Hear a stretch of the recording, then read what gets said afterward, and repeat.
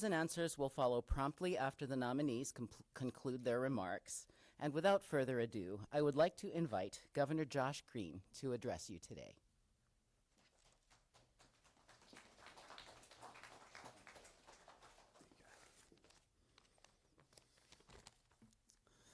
Aloha. Big day. Today, I have the greatest honor of nominating two extraordinary individuals for our Supreme Court. Both are nominees for the associate positions in the court, and I want to say a few things about them and then let them tell their own stories. But before I do that, before I name our two individuals, I want to also say that the selection committee, the Judicial Selection Committee, did an excellent job. They gave me 6 names for these two positions, which were exceptional. All 6 people were stars in their own right.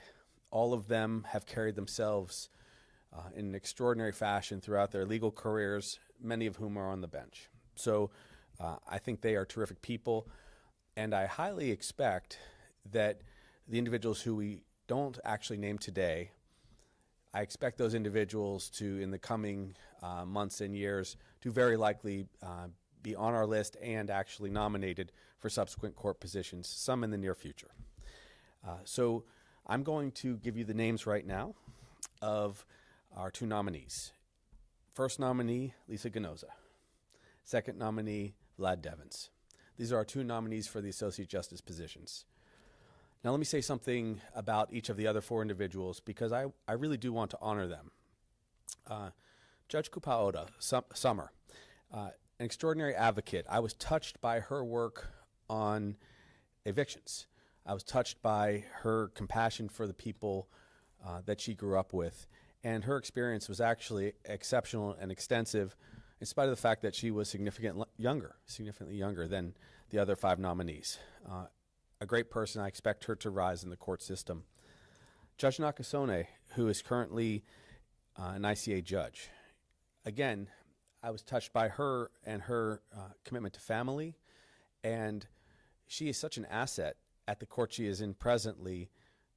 They would miss her terribly if she were to leave. Again, an exceptional judge right now. Judge Clyde Wadsworth, an intellectual beyond measure. His thoughts and comments spoke volumes about his commitment to the state of Hawaii, has had an extensive career, many years on the bench, and I just really appreciated his candor. But his intellectual capacity and the opinions that he made were extraordinary, just like the other judges. And then Judge Remigio, her story of her upbringing, in addition to her compassion for people, stood out amongst the nominees I've had over the many opportunities we have had to put judges in the bench or advancing them. I think all 4 of these individuals merit advancement over time if they choose to go forward. And I was really touched by their applications and how great they are as people. I only got to choose 2 people today, and so now let me talk a little bit about these 2 extraordinary individuals who I hope will be confirmed by the Senate later this fall in the next, say, about 30 days. These are amazing nominees. So, Lisa Ginoza and Vlad Devans. As many are aware, my guiding principles are this. The nominations have to ensure diversity beyond just gender and race. It's also background and experience that I was looking for to balance the court carefully this time. These 2 nominees have very different legal backgrounds, and it was their diversity and depth of experience that served as the most compelling reasons to select them. Though they're also just great human beings. They also told extraordinary stories of their upbringing, and I appreciated that. Their experience, though, did stand out to balance this court. The 2 vacancies are for the retirements of Justice Wilson and Associate Justice Nakayama earlier this year. An interesting fact about these 2 justices, they are both, or not justice nominees, they are both products of our public school system. They attended public universities also for undergraduate work and then law school. It really was extraordinary to see that be a part of their background. They maintain the balance, it is true, of men and women will be essentially 50-50 still, and it is also true that as we go through the confirmation for Judge Ginoza, we will then have to fill her seat when she is confirmed, knock wood. And that would be for the chief position of the Intermediate Court of Appeals. So as you can see, these exceptional people that I wasn't lucky enough to pick this time should strongly consider looking at these positions. They are leaders in our state. Justice Ginoza went to Kailua High School, went to Oregon State thereafter, and then went to UH for law school. I love the fact that individuals are products of our community, our society. Judge Devans, or hopefully soon to be Justice Devans, has been in private practice, and his extensive labor experience was important to me. We have a great deal of individuals that are in the in labor and public workforce, and I really like to see that additional perspective for our court system. So it was terrific to see the diversity of these two individuals. Lisa, as the leader and chief of the ICA, I'll tell you, she had so many recommendations from colleagues. If I may, it was almost impossible not to consider her after that much input from her peers. Vlad, who is known for his pigeon-laced intellectual opinions, brought a freshness to the process. And I really appreciated the ability to have a choice from an exceptional list that wasn't only people who are currently on the bench. I thought that was an addition to this process. So the Judicial Selection Committee was great. They placed both Mr. Devans and Ms. Ginoza on both lists for us to choose from, and that was also testament to how strong they were as applicants. So this is my chance to say to the state of Hawaii, I think we have two exceptional new leaders coming to the Supreme Court, provided that they do well with our Senate colleagues who we have great respect for. The process will play out over the next several weeks, and by statute it has to be completed, I believe, by about the 23rd of November. So we will see this in the near future. And then these two individuals will be followed by perhaps a replacement for Judge Ginoza, which very likely will set off a domino effect of other people to be considered for these important positions. So if I may, I will pause there and take questions afterwards, but I'm just grateful to have such great people that have been nominated.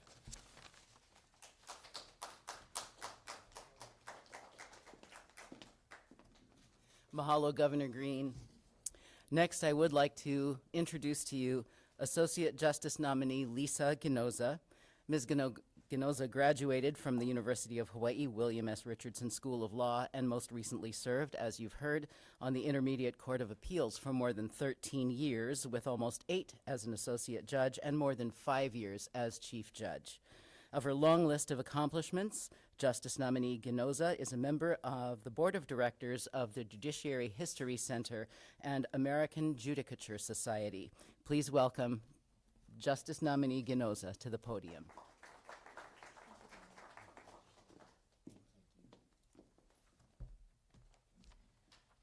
Good morning, everyone. What a great honor it is to be here this morning to receive Governor Green's nomination to the Hawaii Supreme Court.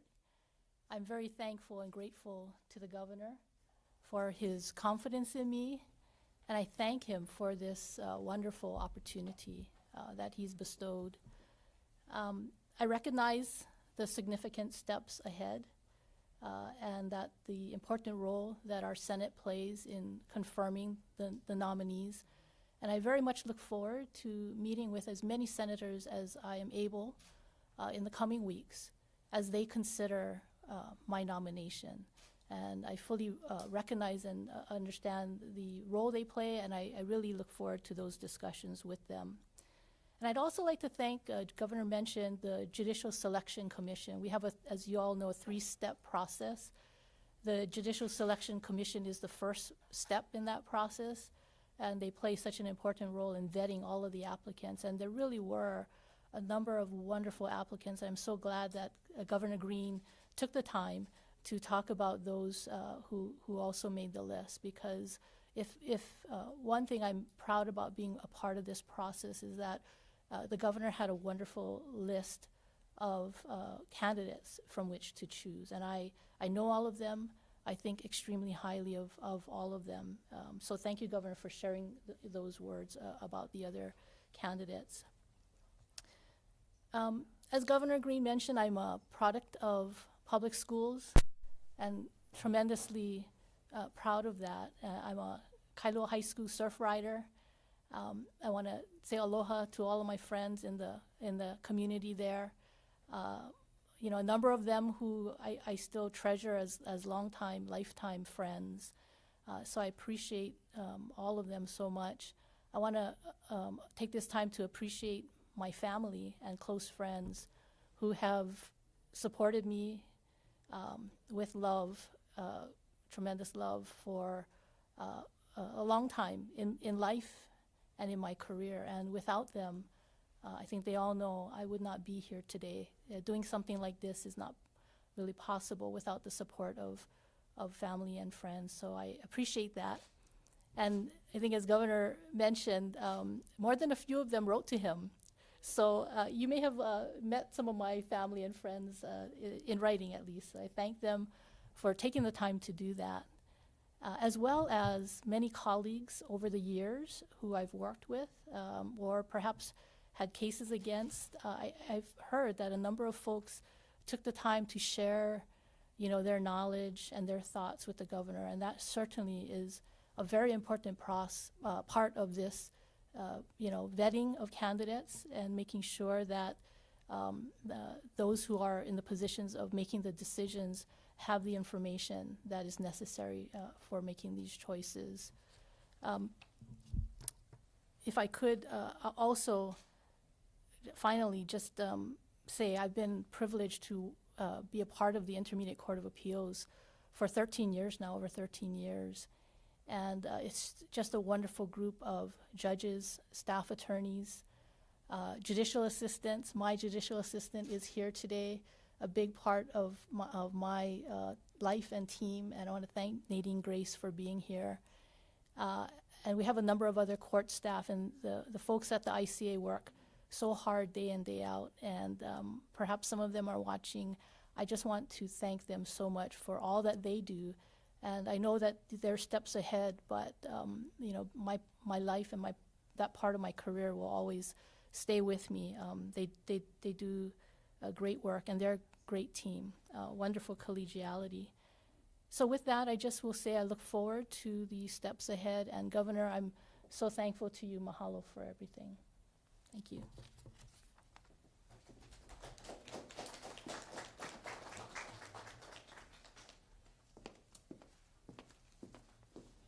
Mahalo, Justice Nominee Ginoza.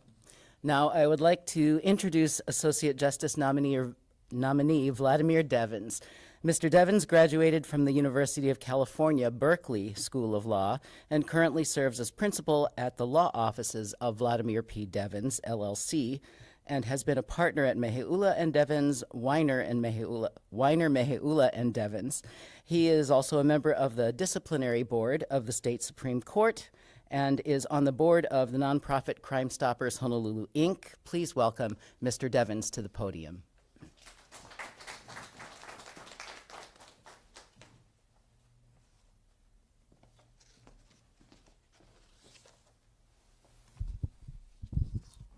Good morning to you all. I'm truly honored and humbled with this appointment to the Hawaii Supreme Court. I want to thank the governor for having the confidence in me to appoint me to the state's highest court. Thank you, Governor. Also to the Judicial Selection Commission for selecting me as a finalist that led to this appointment, and also to the many judges, lawyers, and members in our community for the letters of support and for taking the time to encourage me throughout this process. I was born and raised in Hawaii, and like Judge Ginoza, I'm a product of Hawaii's school system. I'm very thankful for the education that this community gave to me. And should the State Senate confirm me as a State Supreme Court associate, I will bring to the court the same hard work, commitment, dedication, excitement, and belief in our Constitution and in our court that has marked my decades of work as a litigator. I embark on this new chapter of my career with the State Senate willing. I believe I'll bring a very diverse background with many experiences in my legal practice and community work that I'm confident will be a very helpful addition and perspective to Hawaii Supreme Court. I've always been committed to my role under our state constitution and to equal justice under law for all, as required under our state constitution. And last, I'd like to thank my family, my wife Joy, my children, my 3 daughters, Alexis, Carly, and Lauren, also my parents and my sisters and their families and my in-laws. Thank you very much.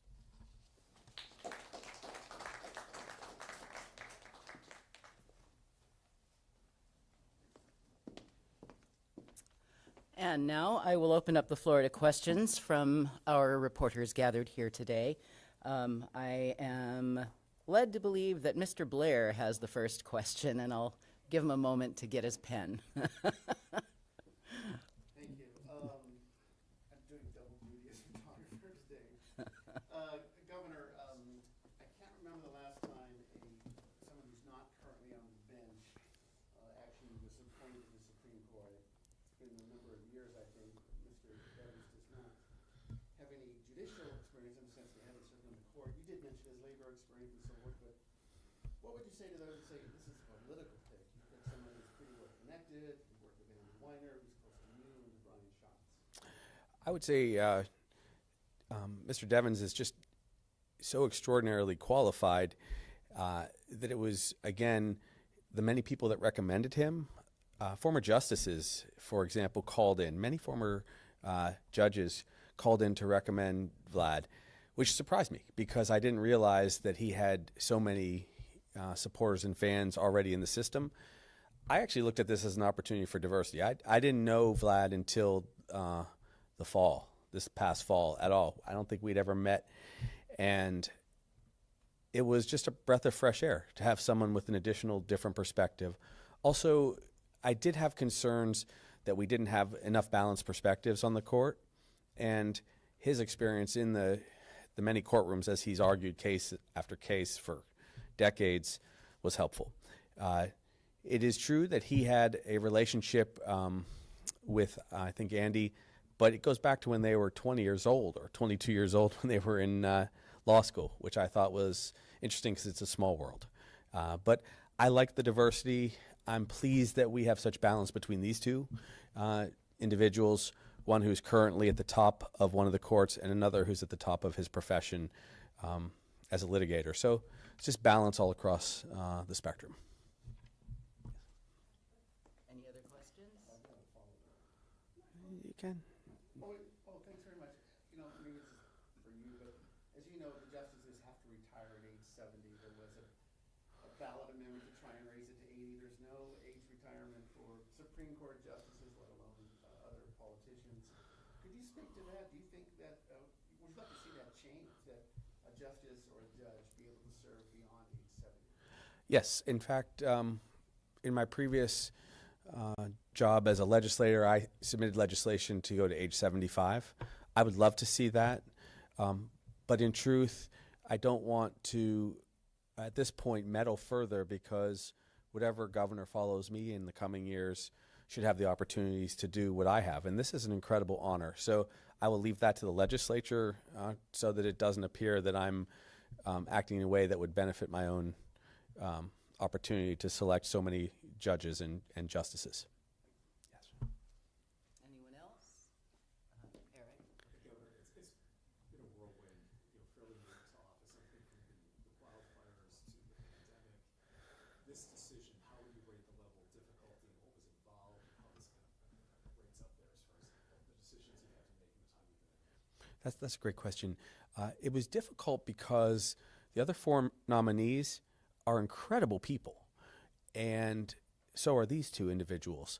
So that was hard to choose between 6 great people.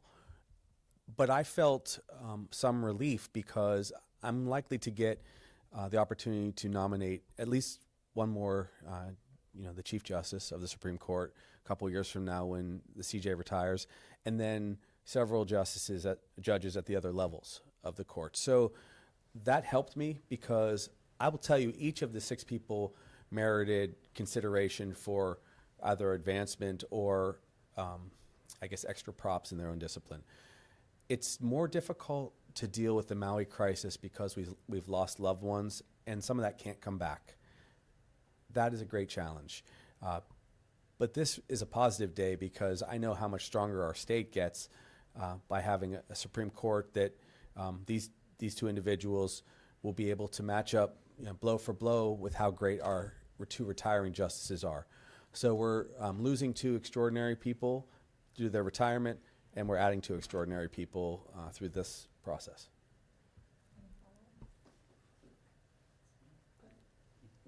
And, yeah, Okay, that's it? yeah. All right, well, look,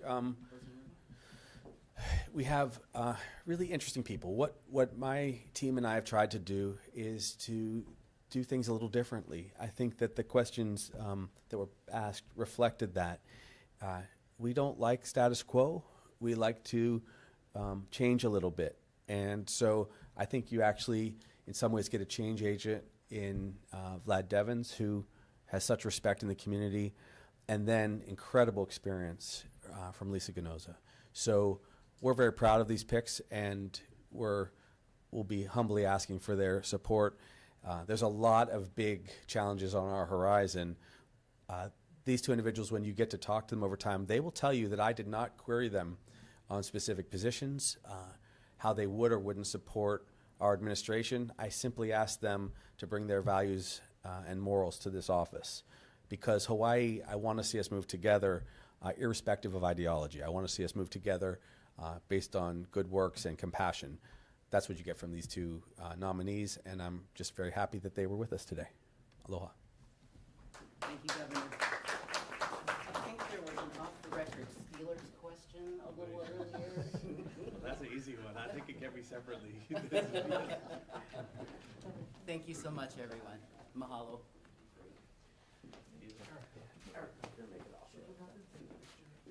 Yes, thank you. Someone wants to know about how good my Steelers are?